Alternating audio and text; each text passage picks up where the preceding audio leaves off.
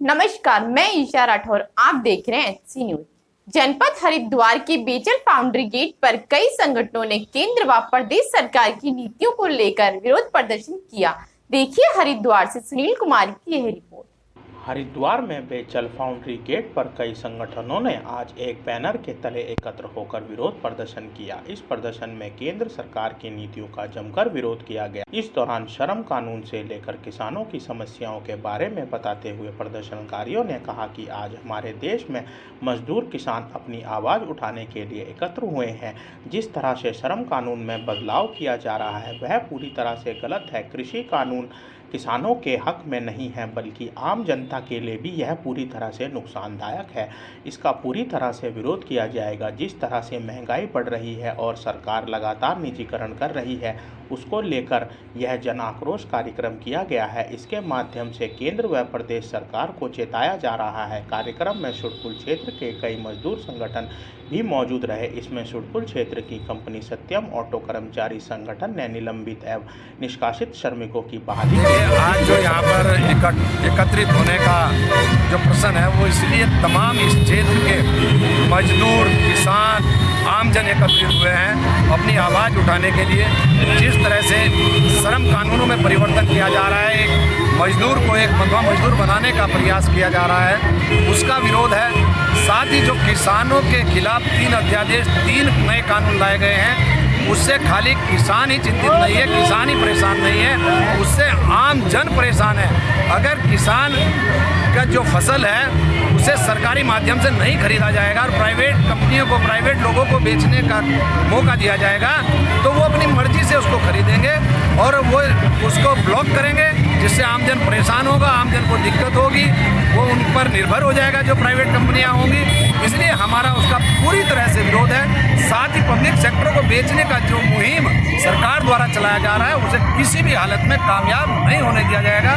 जिस तरह से महंगाई देश में बढ़ रही है, पेट्रोल, डीजल, तमाम रेट, गैस के रेट इस तरह बढ़ रहे हैं, उन सब बिंदुओं को लेकर आज जन आक्रोश यहाँ पर एकत्रित है और हम लोग अपनी आवाज़ प्रदेश और केंद्र सरकार तक पहुँचाना चाहते हैं ताकि समय रहते प्रदेश और केंद्र सरकार आगे जागरूक हो और हमारी बात माने और आम जन को राहत मिले।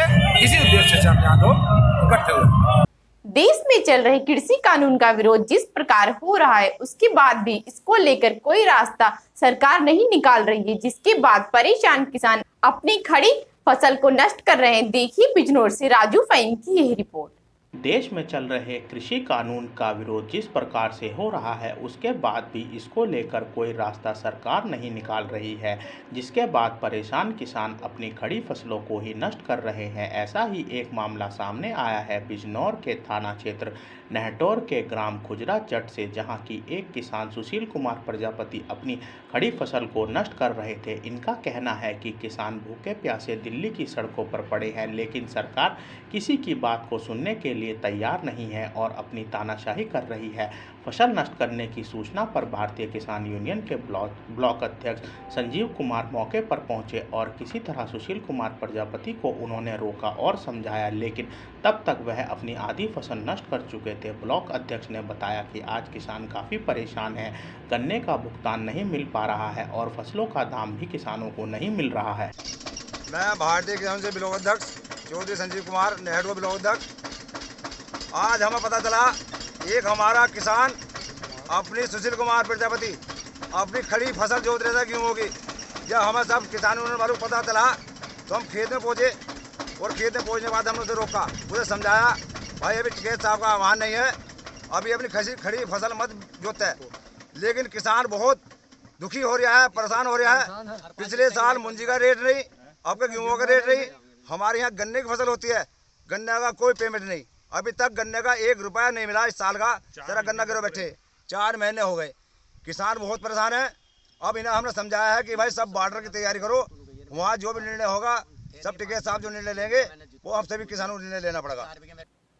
बगहा में दयानंद वर्मा हत्या के आरोपी जेडीयू विधायक रिंकू सिंह की विधानसभा सदस्यता रद्द करने और गिरफ्तारी की मांग को 1 दिवसीय धरने का आयोजन किया गया। देखिए बगहा से यह रिपोर्ट।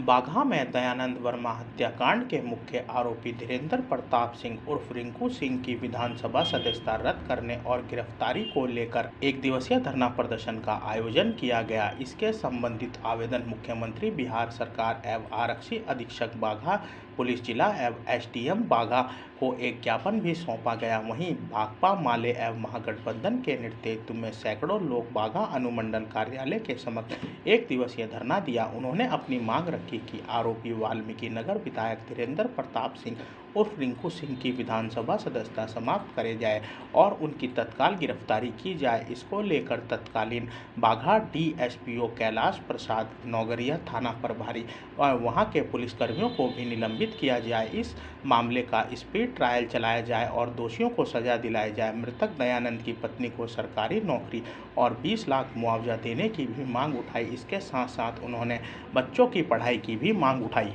लखीमपुर खीरी के संपूर्ण नगर पब्लिक इंटर कॉलेज के मैदान में राष्ट्रीय लोकदल के राष्ट्रीय उपाध्यक्ष जयंत चौधरी ने किसान महापंचायत को संबोधित किया। देखिए लखीमपुर खीरी से कमलेश कुमार की यह रिपोर्ट। लखीमपुर खीरी के संपूर्ण नगर पब्लिक इंटर कॉलेज मैदान में राष्ट्रीय लोकदल के राष्ट्रीय उपाध्यक्ष जयंत चौधरी ने किसान महापंचायत को संबोधित किया, जिसमें सपा कांग्रेस के नेता भी मौजूद रहे। जिले में महापंचायत की परमिशन जिला प्रशासन ने नहीं दी थी, जिसके बाद भी किसान महापंचायत शांतिपूर्ण से संपन्न की गई। इस दौरान राष्ट्रीय उपाध्यक्ष ने केंद्र सरकार पर जमकर हमला बोला। उन्होंने इस सरकार को किसान विरोधी और पूंजीपतियों की सरकार बताते हुए कहा कि किसानों को काले कानून के बारे में कोई जानकारी नहीं है।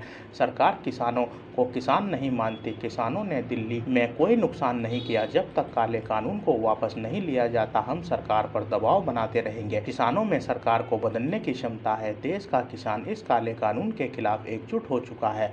उन्होंने कहा कि देश की 70% आबादी कृषि पर निर्भर है। यह सरकार तानाशाही करते हुए विपक्ष को तवज्जो नहीं दे रही है। किसान अपनी जमीन खोने से लेकर चिंतित है। जयंत चौधरी ने पूर्व प्रधानमंत्री चौधरी चरण सिंह के बारे में बताया कि उनके समय में स्थापित हुई चीनी मिलों से किसानों को लाभ मिला है। और राष्ट्रीय उपाध्यक्ष जयंत चौधरी ने यह भी कहा कि हम सरकार की तिजोरी को किसी कीमत पर नहीं भरने देंगे। किसान क्या सरकार खरीदती भी ना हो, वे भी अपनी जमीन को लेकर, अपनी खेती को लेकर, अपनी पहचान को लेकर चिंतित है। और वे समझ चुका कि ये कानून उसके लिए नहीं बनाया। ये कानून एक विशेष तंत्र को बढ़ाने के लिए बनाया गया। कॉर्पोरेट खेती इस देश में संभव नहीं। इस देश में 70% की आबादी इस देश काम पर निर्भर हो। ये किसान कहाँ जाएंगे? इन्हें कोई कंपनी वाले जो इनसे फायदा इनको नहीं दिख रहा। निजी व्यापार हो, हम भी पक्ष के हैं कि निजी व्यापार हो, तो कमजोर नहीं होना चाहिए। लेकिन सरकार की अपनी भूमिका है। सरकार क्यों पीछे हट रही है? हाँ ठीक है। जो मोदी जी कह रहे हैं कि निजीकरण एक दौर है, बाबुओं से काम नहीं चलेगा, ये कोई व्यापार का काम नहीं है। ये कोई इंडस्ट्री की हम बात नहीं कर रहे हैं। जीविका आधारित है। यहाँ तो सरकार की जिम्मेदारी बनती है। जैसे आपने देखा है और ये पूरे समाज की सर समाज की मांग है। कोई एक जाति या किसी एक क्षेत्र तक सीमित नहीं है। लोकदल के कार्यकर्ता भी शुरुआत से ही इसमें कूद पड़े हैं। जहाँ तक आप बात बिहार के गोपालगंज में इंडियन गैस एजेंसी में लूटपाट के इरादे से घुसे बदमाशों ने 3 कर्मचारियों को गोली मार दी। देखिए राजेश कुमार की यह रिपोर्ट। गोपालगंज जिले में आपराधिक घटनाएं लगातार बढ़ती जा रही है। खासकर व्यवसायियों को लगातार निशाना बनाया जा रहा है। चाहे रंगदारी हो या लूट की घटनाएं, आए दिन यह घटनाएं घटित हो रही है। ताजा मामला गोपालगंज जिले के उचकगांव थाना क्षेत्र के अमठा का है, जहां इंडियन गैस एजेंसी पर नकाब बाइक सवार 5 बदमाशों ने शाम के समय धावा बोल दिया और पिस्टल के दम पर वहां लूट का प्रयास किया गया, लेकिन कामयाब नहीं होने पर 3 कर्मियों को गोली मार दी, जिसमें 2 गंभीर रूप से घायल हो गए। वहीं एक कर्मचारी मामूली रूप से घायल हुआ है। 2 गंभीर रूप से घायल को सदर अस्पताल से गोरखपुर के लिए रेफर कर दिया गया है। एजेंसी के संचालक एवं भाजपा के जिला मंत्री सुदामा मांझी ने इसे पुलिस प्रशासन की नाकामी बताते हुए अपराध को रोकने में सरकार के प्रयासों को प्रशासन कामयाब नहीं होने दे रहा है। उन्होंने बदमाशों की अविलंब गिरफ्तारी करने की मांग की है तथा प्रशासन के प्रति लोगों का विश्वास नहीं होने की बात कही है। देखिए, ये तो बहुत शर्मनाक घटना है। ये लॉ एंड ऑर्डर की कमजोरी ही कहा जाएगा कि अपराधी जब चाहते हैं, जहाँ चाहते हैं, वहाँ घटना को अंजाम दे देते हैं। इस पर प्रशासन बिल्कुल चुस्त दुरुस्त हो, तुरंत अविलंब ऐसे लोग अपराधियों की गिरफ्तारी होनी चाहिए। तभी जनता के मन में विश्वास जगेगा कि यहाँ के जनता पुलिस प्रशासन सजग है और सरकार भी मुस्तैद है और क्राइम पर कंट्रोल करना चाहती है।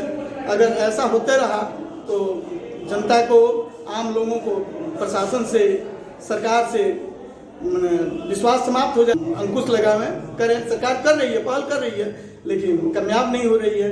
इसमें चारों तरफ से सहयोग मिलना चाहिए, मीडिया से भी मिलना चाहिए, आम पब्लिक से भी मिलना चाहिए, और प्रशासन तो इस काम को कर ही रही है, करना भी चाहिए, तभी जनता के बीच विश्वास जगेगा।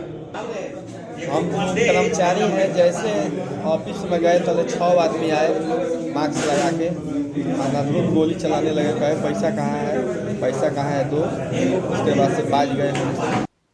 खबरों में अभी के लिए इतना ही। देखते रहिए HC न्यूज़।